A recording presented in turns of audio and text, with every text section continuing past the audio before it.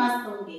अब कार्तिक का महीना शुरू होने ही वाला है और कार्तिक का महीना बहुत ही ज्यादा अच्छा बताया जाता है दान के लिए, धर्म के लिए, स्नान के लिए। और कार्तिक स्नान भी शुरू होने वाला है। उसी के साथ साथ जो है इसमें एक टाइम भोजन किया जाता है, तारा भोजन जिसे कहते हैं।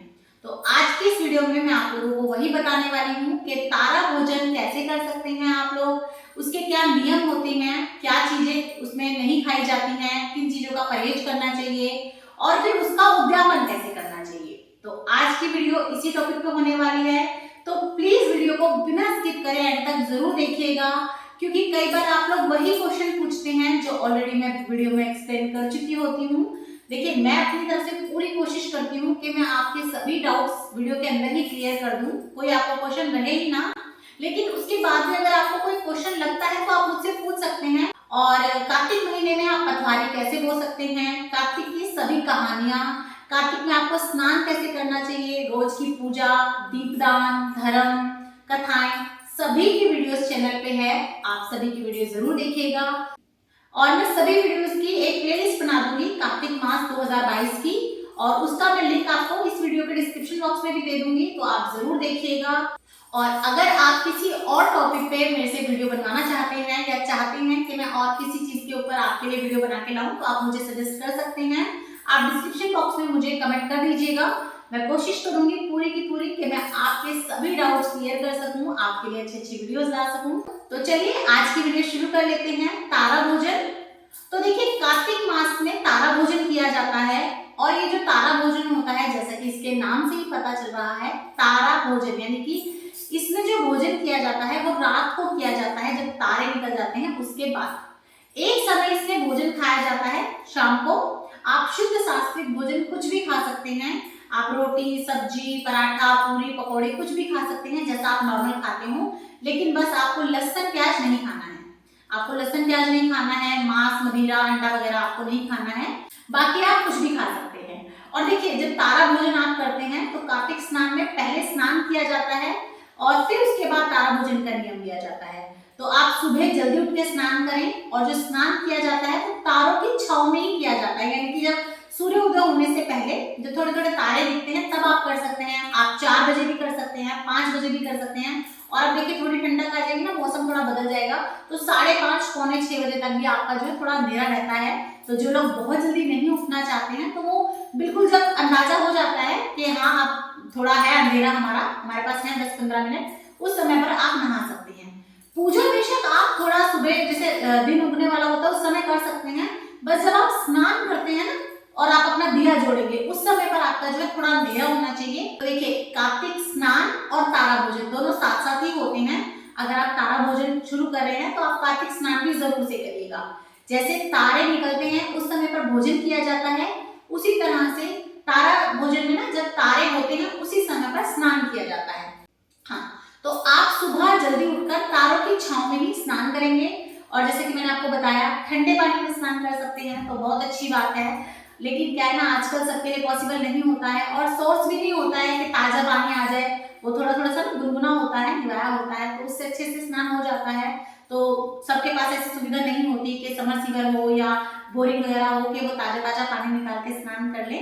तो उस केस में आप क्या कर सकते हैं, कोई बात नहीं। देखिए, भगवान ये कहता है कि आप जितना आपसे हो सके और जो आपको सेवे नहीं, उस हिसाब से आप मेरी पूजा कर सकते हैं। देखिए, आप 2 दिन 3 दिन तो ठंडे ठंडे पानी में जोश जोश में नहा लेंगे, कोई दिक्कत नहीं, अच्छे से हो गया। चौथे दिन आप बीमार पड़ जाएंगे, आपका स्नान ही नहीं हो पाएगा, तो वो तो अच्छा नहीं है ना। इससे अच्छा है कि आप रोज थोड़े से गुनगुने या निवाए पानी से नहा लें और फिर आप पूरे महीने अपना स्नान कर सकें। देखिए, हम थोड़ा सा ट्विस्ट करके अगर पूजा पाठ कर रहे हैं आजकल के जमाने में तो वो भी बहुत है। हम पुराने जमाने में जैसे करते थे वैसे नहीं कर सकते हैं। उस समय पर तो मटके में ठंडा ठंडा पानी भर के छत पे रख देते थे और उस पानी से नहाते थे। देखिए, नहा सकते हैं अगर जो लोग, तो वो अभी भी नहा लें, ऐसा नहीं कि आप नहीं नहा सकते, वो भी नहा सकते हैं।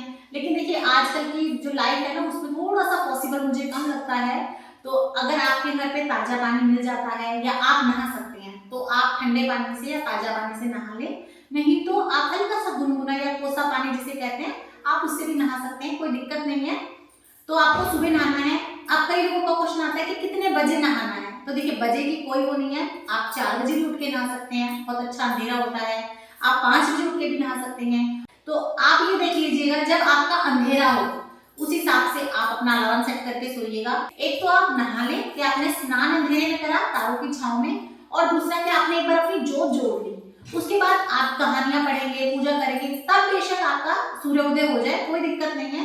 क्योंकि हमें कहानियां पढ़ने में, पूजा करने में आधा पौना घंटा, 1 घंटा भी लग जाता है, कभी कभी सवा घंटा भी लग जाता है। तो आप उसकी दिक्कत नहीं है कि बाद में सूर्योदय हो गया, उसकी कोई दिक्कत नहीं है। बस आपको नहाना तारों की छांव में है, और एक बार बस दीपदान करते हैं, क्योंकि ये दीपदान माना जाता है। जो हम तुलसा जी के पास बैठ के दीपक जोड़ते हैं ना सुबह सुबह, उसे दीपदान माना जाता है। तो वो थोड़ा सा अगर अंधेरे में करते हैं तो ज्यादा अच्छा रहता है। उसके बाद आप अपनी पूजा कर लें। तो देखिए इस तरह की किताबें आती हैं। मुझसे बहुत सारे मेरे सब्सक्राइबर क्वेश्चन कर रहे हैं, कमेंट कर रहे हैं कि आप बता दो कौन सी हम बुक्स लें। तो देखिए एक तो आपको ये लेनी है, कार्तिक महात्म्य की ये बुक आती है। आपको कहीं भी इजीली जहाँ भी भगवान की किताबें मिलती हैं या जहाँ भगवान की मूर्तियां मिलती हैं वहां ये मिल जाएगी। तो देखिए इस तरह की होती है, ये कार्तिक महात्म्य लिखा होगा, और इस तरह की एक बुक आती है। इसमें ना कार्तिक के आपको सभी महात्म्य मिल जाएंगे। देखिए दिन हमें 31 मिलते हैं, लेकिन अध्याय 35 है, तो आपको 1-2 अध्याय जो है डबल डबल पढ़ने पड़ेंगे, मतलब एक दिन में 2 करने पड़ेंगे। और अगर इसी बीच में आपकी तबीयत वगैरह खराब हो जाती है तो आपके 7-8 दिन की वो छुट्टी हो जाएगी। तो आप इस हिसाब से बैलेंस कर लीजिएगा अपने। तो एक तो आपको कार्तिक महात्म्य की किताब चाहिएगी, तारा भोजन के समय पर भी और कार्तिक स्नान में भी, दोनों एक ही चीज होती है वैसे। तो एक आपको ये इस तरह की किताब चाहिएगी।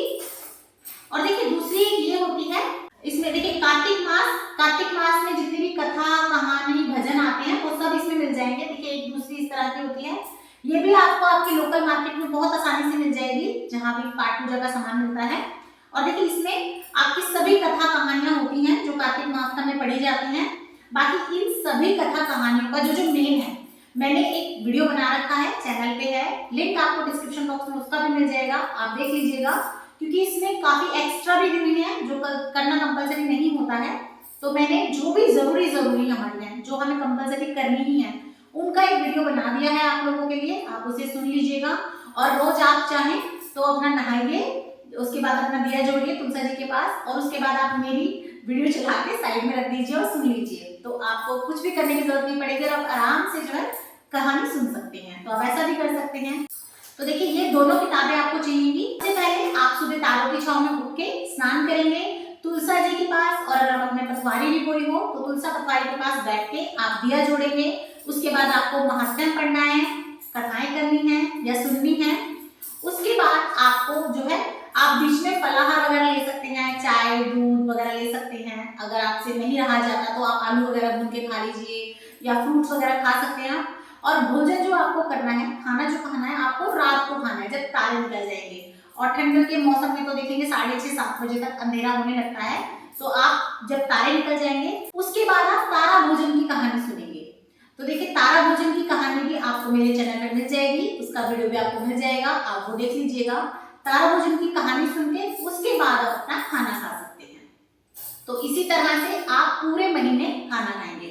और अगर आपने एक समय भोजन दान करने का नियम लिया हुआ है, जैसे एक समय का हम अपना भोजन दान करते हैं, तो आप क्या करेंगे, जो आप खा रहे हैं और जितना आप खा रहे हैं, 4 रोटी खाएं, 2 रोटी खाएं, उतना ही आप भोजन जो भी आपने बनाया है एक और थाली लगाएंगे, उसे आप अच्छे से मिनस लीजिएगा। उसके बाद पहले वो थाली आप अपने घर में अपने किसी बड़े को दे सकते हैं, अपनी सास को दे सकते हैं, आसपास में कोई बुजुर्ग हैं उन्हें दे सकते हैं, या कोई भी बड़ा रिश्ता है, जेठानी है, कोई भी आपके आसपास है, पंडित कोई हो आपके आसपास, कोई पंडित जी हो, आप उनको दे सकते हैं और फिर आप वो खा लें। तो इससे ना आपका पूरे महीने एक बहुत ही बड़ा अन्न का महादान वो आपका जो है बहुत ही सरल तरीके से हो जाता है। लेकिन इस तरह से अगर आप रोज एक थाली भी निकाल देते हैं ना, तो उस थाली में आपके सभी मसाले, सभी तेल, सभी अनाज बहुत आसानी से आपके दान हो जाते हैं, जो कि आपकी देखिए घर में सौभाग्य तो आपका बढ़ाते ही हैं, और दान पुण्य तो आपको लगता ही है, साथ में आपके ग्रह नक्षत्र भी बहुत अच्छा करता है। तो देखिए आप इस तरह से रोज का भी दान कर सकते हैं, या फिर आप क्या कर सकते हैं, इसके उद्यापन के समय पर आप दान कर सकते हैं। तो अब बात कर लेते हैं कि इसका उद्यापन कैसे करेंगे। तो देखिए उद्यापन के लिए आपको क्या करना है, आप ये देखिए इस तरह की आप साड़ी ले लीजिए, आप कोई भी साड़ी ले सकते हैं, सूट ले सकते हैं। तो आप साड़ी ले लीजिएगा एक, और आप चाहें तो जोड़ा भी रख सकते हैं। तो देखिए साड़ी ले लेंगे, ब्लाउज होगा, उसके अंदर पेटीकोट होगा, आप चाहें तो 5 कपड़े भी कर सकते हैं। इसी के साथ साथ आप एक पैंट शर्ट भी ले सकते हैं। तो ये ले लीजिएगा। कुछ आप इसके ऊपर सुहाग का सामान जरूर से रख दीजिएगा। और इसी के साथ तारा भोजन के उद्यापन में तारे दान किए जाते हैं। तो देखिए आप 5, 7, 21 अपनी यथाशक्ति अनुसार कितने भी ले सकते हैं। चांदी के होते हैं ये और सुनार की दुकान पे आसानी से मिल जाते हैं और बहुत कॉस्टली नहीं आते, सस्ते ही आते हैं, तो आप वो ले लीजिएगा। साथ ही में इसी के साथ साथ लड्डू दान किए जाते हैं। तो एक दिन के हिसाब से रोज के 30-31 जो भी आपके लड्डू बनेंगे आप वो ले लीजिएगा। तो आप बाजार से बने बनाए भी ला सकते हैं, जो भी आपको लड्डू मिल जाए उस पर तिल छिड़क लीजिए, या आप घर पे भी बना सकते हैं तिल के लड्डू, मावा भून के उसमें तिल डाल के आप वो ले लीजिएगा। तो वो लेने हैं आपको। उसके बाद देखिए आप कुछ दक्षिणा जरूर से रखिएगा, खाली आप कुछ भी जो है ना बिनासिएगा मत कभी भी, आप इस तरीके से दक्षिणा जरूर से रखिएगा। इसके साथ साथ आप एक थाली खाना बना लीजिएगा, भोजन वो रख लीजिएगा, या आप सूखा सामान भी दे सकते हैं जो भी आपसे बन पड़े, आटा, चावल, मसाले, घी, तेल, जैसा आपसे बन पड़े आप उस हिसाब से इसके साथ कुछ दान कर दें। मिठाई का डब्बा दे सकते हैं, लड्डू दे सकते हैं, जितना आपसे हो सके आप ये सारा सामान कब देंगे?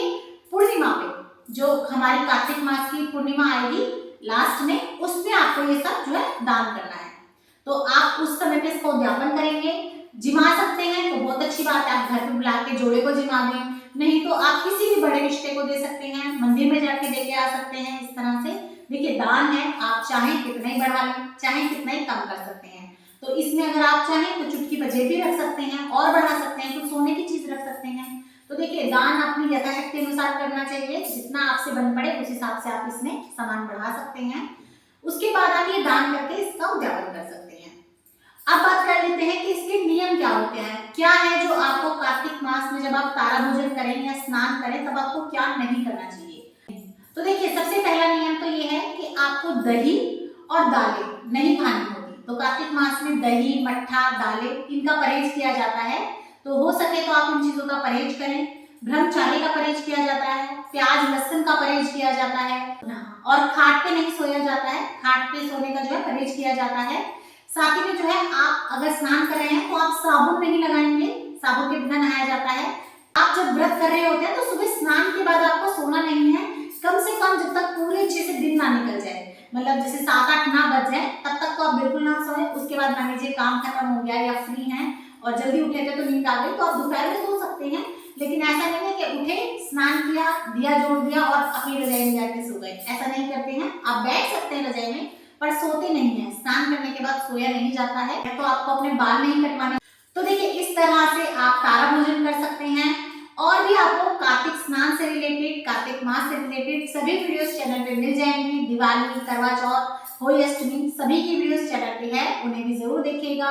और अगर आपको मेरी वीडियोस पसंद आती हैं, मेरा चैनल अच्छा लगता है तो लाइक, शेयर और सब्सक्राइब जरूर कर दीजिएगा।